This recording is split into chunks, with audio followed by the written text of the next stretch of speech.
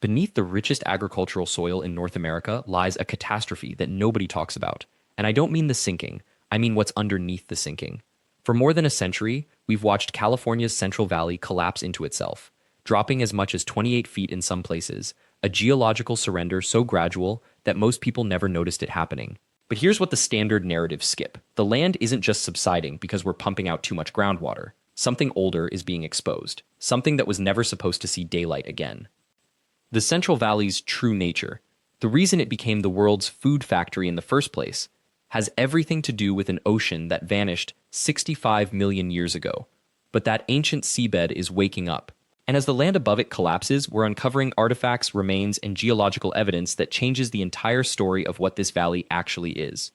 This is the story nobody wants to tell, because it reveals something uncomfortable. We're not just destroying California's future agricultural capacity.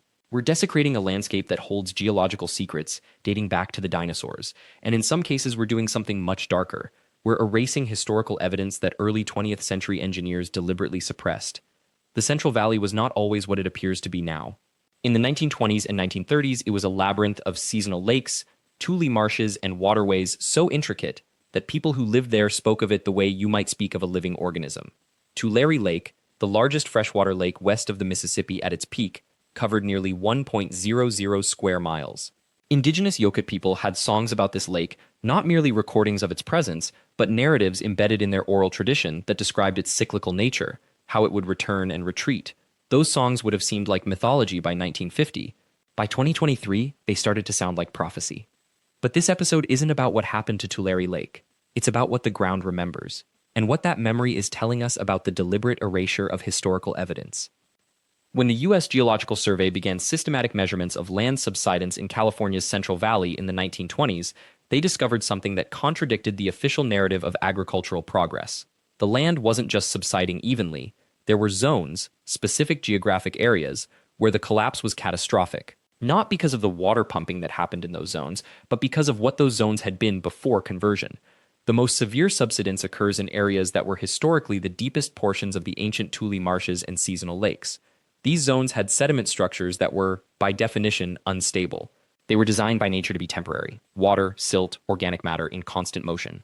The Corcoran clay layer, a nearly impermeable geological boundary at depth, was never meant to support the weight of massive irrigation systems, agricultural infrastructure, and the gradual removal of what essentially acted as the ground's hydraulic foundation.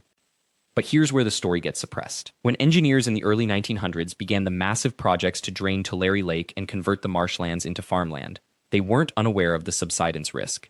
The historical record is actually quite clear about this.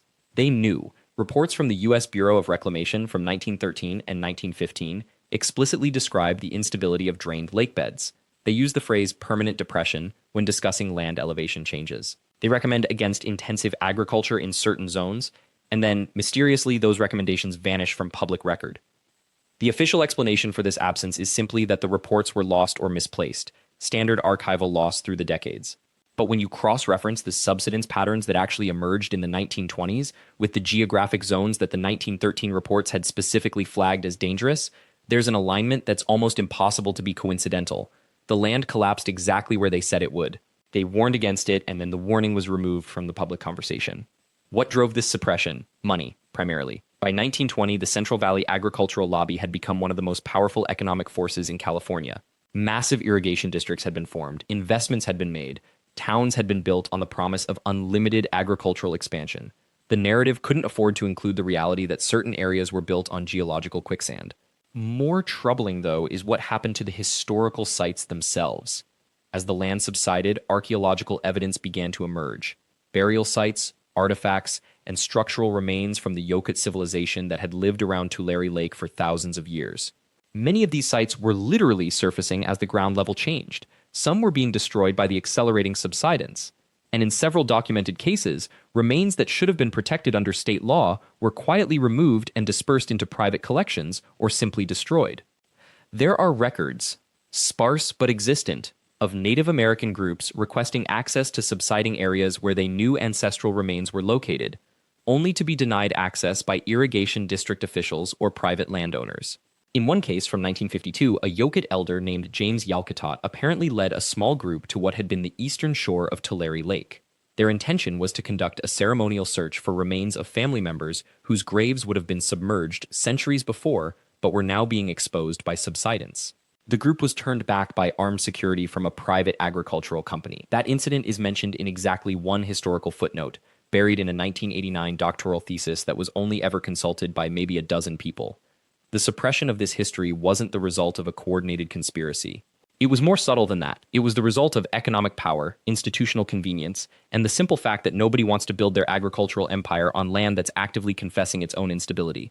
The narrative of California's agricultural miracle was too valuable. It had to remain pure. But geology doesn't care about narrative convenience. The Corcoran clay layer continues to compact. The sediments above it continue to shift. And as they do, they keep bringing up the evidence that was never meant to be found again. In 1997, a major agricultural operation near Corcoran, California, reported what they described in private correspondence as the reemergence of a significant cultural deposit. This was after a particularly severe subsidence event had created surface ruptures. Skeletal remains, pottery, and stone tools began appearing in the exposed layers. The operation, rather than report the discovery to archaeological authorities, quietly covered the site and began extensive site remediation, essentially burying the discovery even deeper and more deliberately than time had already done. This incident wasn't an isolated act of vandalism. It was the logical extension of 100 years of systematic erasure. Archaeology threatens the purity of the agricultural narrative. Archaeological sites require legal protection and cultural consultation. They slow development, they complicate land ownership and water rights agreements. They resurrect history that's been suppressed because it's inconvenient to modern economic systems.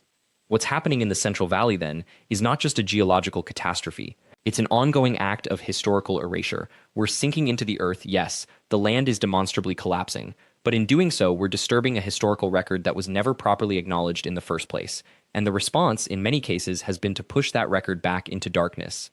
The irony is profound. The ancient Yokut songs about Tulare Lake, the ones that seemed like metaphor for centuries, those weren't just describing a physical phenomenon. They were encoding information about the land's essential instability, its cyclical nature, its tendency to transform. That knowledge was rooted in thousands of years of observation and adaptation, and we erased it in favor of an agricultural system built on the assumption that the land was stable, controllable, and ready to surrender everything we demanded of it. The subsidence has cost the Central Valley more than we can calculate. Farmers have lost the ability to use existing irrigation infrastructure as the land beneath it has shifted. Underground canals have ruptured. Aqueducts built to precise elevations are now misaligned with the terrain they're supposed to serve. Millions of dollars have been spent on repair and remediation. But the real cost is historical. Every inch the land drops is an inch of suppressed history that's being destroyed, moved, or scattered beyond meaningful recovery. And every year that passes, more evidence vanishes. More sites are covered. More remains are handled improperly or discarded. More knowledge about who actually lived on this land and how they understood it dies with it. The Central Valley isn't just collapsing because we took out the water. It's collapsing because we built our entire civilization on a denial of what that place actually is. And the ground's way of saying no is to keep sinking deeper, dragging out the evidence of all the histories we tried to bury. The Yokuts knew this land in a way that no government surveyor ever could. They read the seasonal cycles of the valley floor. They understood where water went, where it came back, where it stayed buried for decades until the sky released it again. They had names for every marsh, every temporary lake, every channel where fish gathered, and they had stories, precise, repeated, sung across generations, about the patterns that would return again. Those songs were dismissed as mythology by the hydraulic engineers of the 20th century, men who arrived with blueprints, who believed they could remake the hydrology of an entire region through force of will and concrete. They didn't ask the Yokuts. They didn't consult the knowledge embedded in thousands of years of survival on unstable ground. They simply drained the lakes, redirected the rivers, and assumed the land would do what it was told. But here's what the engineers didn't factor into their equations. The ground was remembering, and it was remembering in ways that began to reshape the very infrastructure that was supposed to control it. By the 1970s, roads that had been paved just decades earlier were visibly broken, not from regular wear, from the earth beneath them, dropping faster than any maintenance schedule could accommodate. In some areas, the subsidence was measured in feet per year. The Geological Survey documented sections of the valley floor that had sunk more than 28 feet since 1920. That's nearly 2 feet per decade. Continuous, relentless, measurable sinking. Farmers began reporting something stranger than subsidence. Underground irrigation lines that had been installed at specific elevations were now too low. Water wouldn't flow through them anymore. They'd have to be re-excavated, relaid, re-engineered. And within a decade, the same thing would happen again. The land was sinking, but the water infrastructure was being pulled down with it at uneven rates. Some lines dropped faster than others. The entire system began to fail in cascading, nonlinear ways. And here's where something important happened.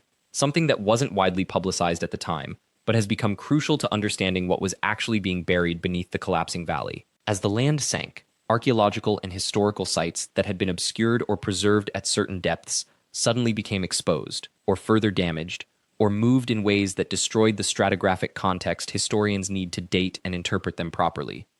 There were settlement sites, pre-contact Yokuts villages, Spanish mission-era structures, early American farming communities that had settled into the earth at specific layers.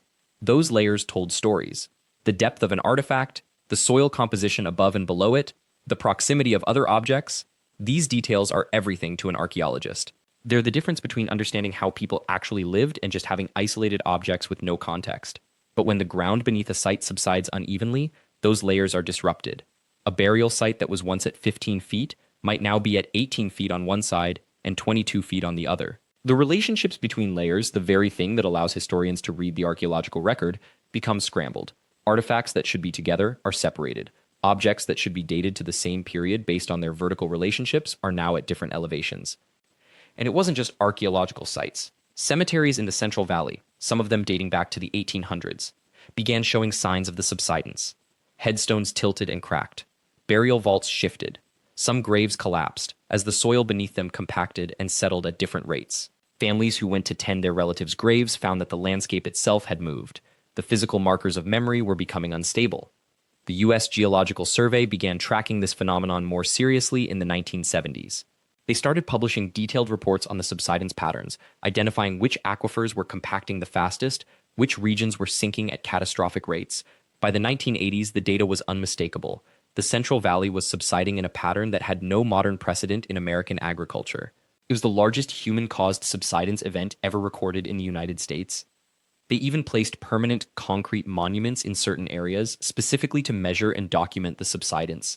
These monuments were set at precise elevations, surveyed to the inch. When surveyors returned to measure them again years or decades later, many of these monuments had sunk so far that they were buried almost entirely. Others were now accessible only by descending several feet below the surrounding ground level. The subsidence wasn't random. It followed a geographic pattern that corresponded almost perfectly with areas of the heaviest groundwater pumping. As agricultural demand for water increased through the middle and later 20th century, farmers drilled deeper and pumped more aggressively. The aquifers responded by compacting. Ancient sediment layers, some of them millions of years old, were being squeezed, compacted, and permanently compressed. And here's the historical part that was deliberately obscured. Farmers knew this was happening. Agricultural companies, irrigation districts, and state water officials knew this was happening. But the benefits of the subsidence were being absorbed into the system so thoroughly that nobody wanted to acknowledge it openly. As the ground sank, it created new topographical relationships. Irrigation channels that had been difficult to maintain suddenly had better gravitational flow. Water moved more easily through some sections of the valley. In other areas, reservoirs that had been built to store water at specific elevations suddenly found themselves at better grades for distribution. In the short term, the subsidence actually made some parts of the irrigation system more efficient. It was as though the landscape was rearranging itself to serve the agricultural economy that was destroying it. But there were also reports, stored in state archives, in USC's offices, in water district files, that documented something more troubling.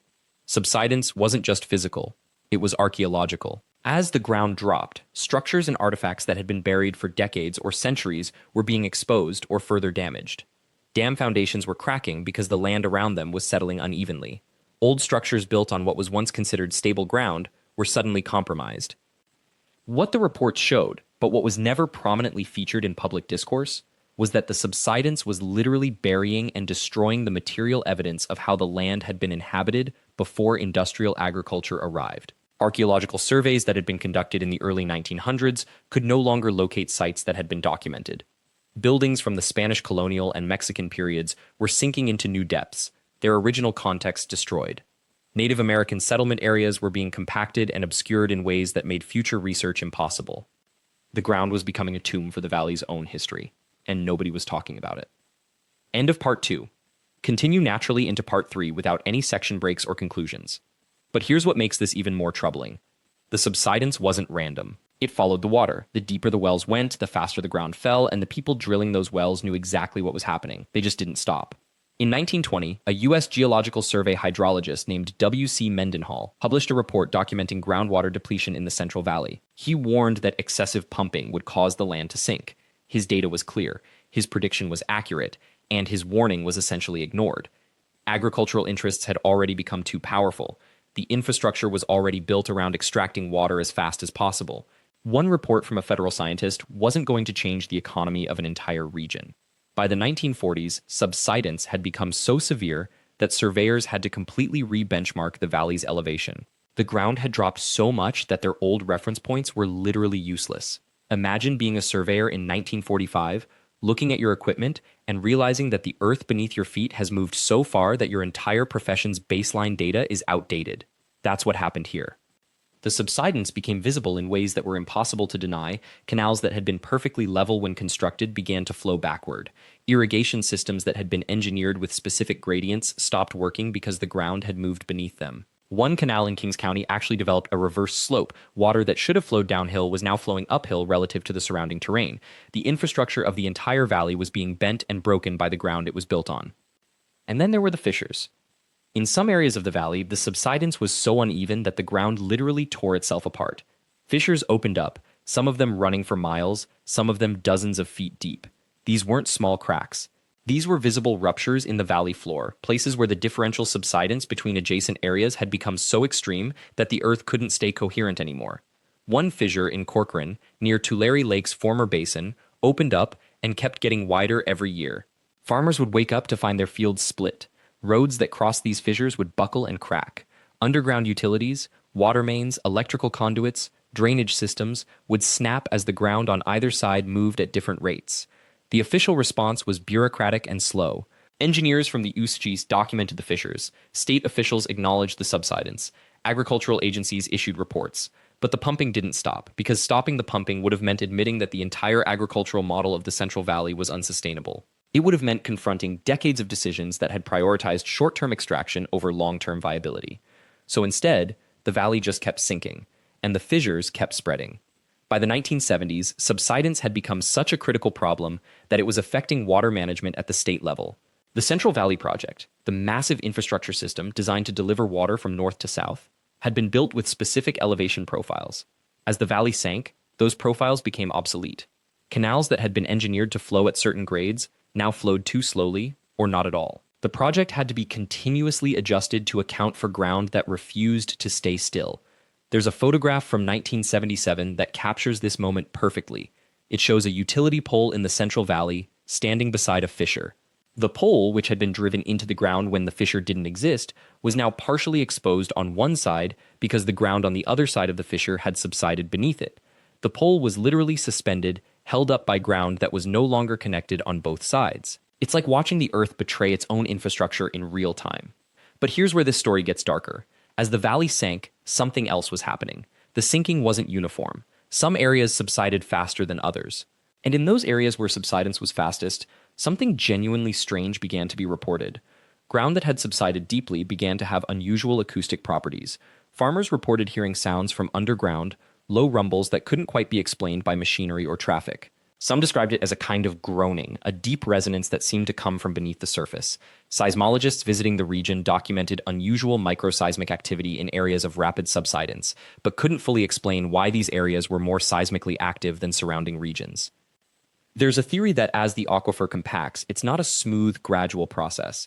Instead, it happens in stops and starts. The clay and silt layers resist compression until the pressure builds enough to overcome their resistance. Then they collapse suddenly, releasing energy.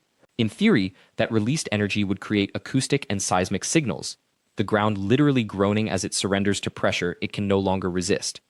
Whether that fully explains the sounds or not remains unclear. What is clear is that the valley floor was becoming increasingly unstable, and nobody was really talking about it in those terms. The suppression of information about subsidence wasn't conspiratorial, it was just the natural consequence of economic interests being more powerful than geological facts. Agricultural organizations didn't want to acknowledge that their extraction practices were literally collapsing the valley. Water agencies didn't want to admit that their infrastructure was being undermined by decisions they had made decades earlier. State government didn't want to confront the possibility that California's agricultural abundance was built on a foundation that was literally disappearing. So the information existed in USGS reports, in engineering documents, in academic papers, but it didn't become part of the public conversation about what was happening in the Central Valley. Most people who lived there didn't know their ground was sinking.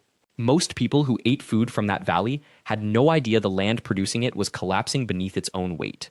The subsidence continued. By 1975, some areas had sunk more than 28 feet. In Corcoran, the town that sits in the deepest part of the valley, the cumulative subsidence was even more severe. The town had literally sunk so far that it was now below the level of surrounding water systems. Water that should have drained away naturally now collected around the town, creating swamps and wetlands where the valley floor had dropped too far to allow proper drainage. Corcoran became a town trapped in a sinking bowl. The ground beneath it was falling faster than anywhere else in the valley, and the consequences were becoming increasingly visible. Drainage systems failed, septic systems backed up, buildings developed cracks as the ground shifted unevenly beneath them. The town was experiencing what geologists call differential subsidence, different parts of the ground sinking at different rates, creating stress and fracture throughout any structure built on top of it. And this is where the human cost of invisible geology starts to become apparent. By the 1970s, Corcoran residents began reporting something that should have alarmed state officials far earlier than it did. Homes were sinking into the ground at rates that could be measured year to year, not over decades, over single seasons. Residents would notice their front porches settling lower relative to their driveways. Garage doors that fit perfectly in their frames one year would jam the next. Pipes running under homes would bend and rupture. Water mains would crack. The entire infrastructure of the town was being slowly dismantled by the ground it was built on. The geological surveys published by the U.S. Geological Survey documented subsidence rates in Corcoran that exceeded anywhere else in California. In some areas of the town, the land was sinking as much as 1 foot per year during peak agricultural extraction periods. Imagine that. Every 12 months, the solid earth beneath your house descends another 12 inches. A child born in Corcoran in 1970 would grow up in a house that had literally sunk 4 to 5 feet into the ground by the time they were 20 years old.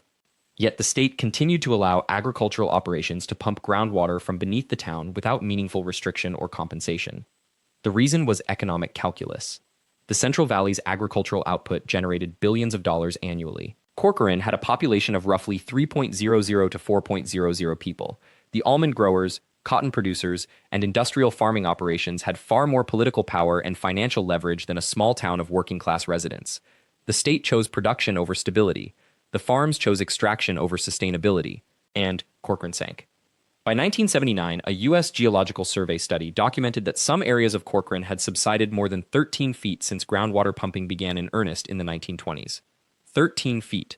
That is taller than a basketball hoop. It is the height of a 2-story building. The ground beneath the town had literally collapsed by more than the height of 2 houses stacked on top of each other. Drainage became almost impossible. Floodwaters that should have drained away naturally now pooled in and around the town because the town had sunk below the natural drainage grade. Wetlands formed in unexpected places. Septic systems that once functioned now backed up because the water table rose relative to the sinking ground. Mosquitoes proliferated. Disease vectors increased. The town that had been built on what seemed like stable agricultural soil became increasingly uninhabitable. And here is where the story intersects with something deeply American and deeply suppressed. The state of California knew. The U.S. Geological Survey knew. The agricultural interests knew. But the information was fragmented, deprioritized, and compartmentalized across agencies that had little incentive to coordinate. Geological reports were published in technical journals with limited public circulation, environmental assessments were filed in bureaucratic archives, local residents felt the ground beneath their homes disappearing, but they had no official explanation and no recourse. They were living in a disaster that was happening in slow motion, one that nobody was naming as a disaster. In the 1980s, as Corcoran continued to sink, some residents began organizing. They hired their own engineers. They commissioned independent studies. They tried to document what was happening beneath their town with the same rigor that agricultural operators had documented crop yields, but by then the damage was structural, and the economic interests opposing any policy change were too powerful. The town never recovered. The subsidence did not reverse. Pumping continued. Extraction continued.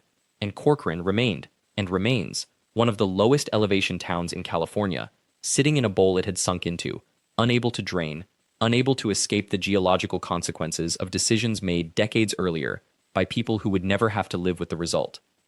If you want to understand the full geological, historical, and political story of how California's groundwater extraction created the largest subsidence disaster in North America, and how it is still happening in real time in multiple locations across the valley, I have compiled a complete guide in the description and in the pinned comment that digs much deeper into the suppressed records, the agency failures, and the communities still living with the consequences today. But the deeper question beneath all of this is one that haunts the entire Central Valley.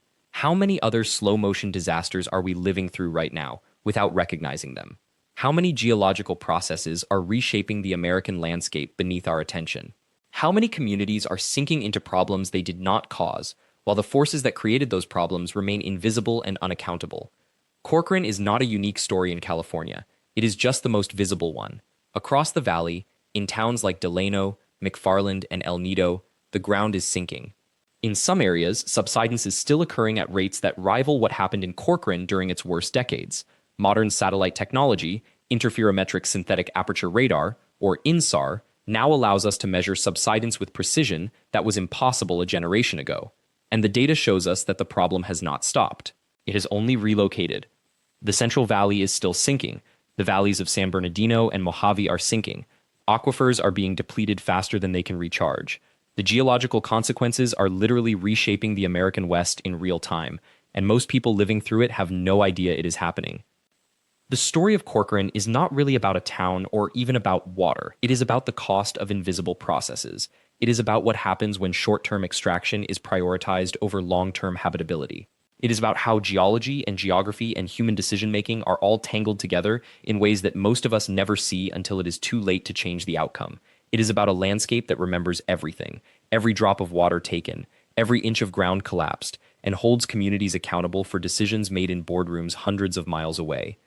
If you want to go even deeper into the records that agricultural interests and state agencies have kept largely compartmentalized, the geological surveys, the engineering reports, the testimony from residents who watched their towns sink, the complete ebook guide in the description breaks down the entire suppressed history of subsidence in the Central Valley, with sources and details you will not find in official histories. Thank you for watching and for being curious about the landscapes that shape our lives even when we cannot see the forces at work beneath them. If you found this story compelling, please subscribe to the channel, like this video, and turn on the notification bell so you never miss when we uncover the next hidden chapter of American geography that nobody was supposed to talk about.